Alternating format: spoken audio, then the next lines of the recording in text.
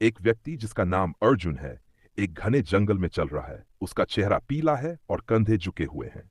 पक्षियों की चहचहाहट और पत्तों की सरसराहट सुनाई देती है, लेकिन अर्जुन इससे बेखबर है। उसकी जिंदगी समस्याओं से भरी हुई है। व्यवसाय में असफलता, घर में कलह और एक अशांत मन। अर्जुन चिंताओं के भार से दबा हुआ था। चाहे वह कहीं भी देखे, समाधान उसकी पहुंच से दूर लगते। इस विशेष दिन उसके कदम उसे एक शांत जंगल के किनारे तक ले गए, जहां उसने सुना था कि महान बुद्ध ध्यान करते हैं। अर्जुन जंगल में एक छोटे से खुले स्थान पर पहुंचता है, जहां बुद्ध एक विशाल पीपल के पेड़ के नीचे ध्यान कर रहे होते हैं। वातावरण पवित्र महसूस होता है और अर्जुन थोड़ा झिझकते हुए आगे बढ़ता है। गुरुदेव, मैं उत्तर खोजने आया हूं। मेरी जिंदगी एक अंतहीन तूफान की तरह महसूस होती है और मुझे इसे शांत करने का कोई तरीका नहीं मिल रहा। बुद्ध अपनी आंखें खोलते हैं और हल्के से मुस्कुराते हैं।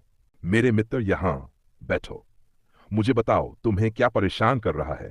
अर्जुन बैठता है और अपने संघर्षों के बारे में बताने लगता है। उसकी वित्तीय विफलताएं, घर में झगड़े और हमेशा अपर्याप्त महसूस करना। गुरुदेव, मैं अपने कंधों पर इतना भार लिए चलता हूं, ऐसा लगता है जैसे मैं डूब रहा हूं। बुद्ध ध्यान से सुनते हैं और पास रखा एक पानी का गिलास उठाते हैं। मुझे बताओ अर्जुन, इस गिलास का भार कितना है? अर्जुन उलझन में गिलास की ओर देखता है। ये ज्यादा भारी नहीं है, शायद कुछ औंस। बुद्ध, सही कहा, लेकिन अगर तुम इसे 1 मिनट के लिए पकड़ते हो तो यह हल्का महसूस होगा। अगर 1 घंटे तक पकड़ोगे तो तुम्हारा हाथ दुखने लगेगा, और अगर पूरे दिन पकड़ोगे तो तुम्हारा हाथ सुन्न हो जाएगा।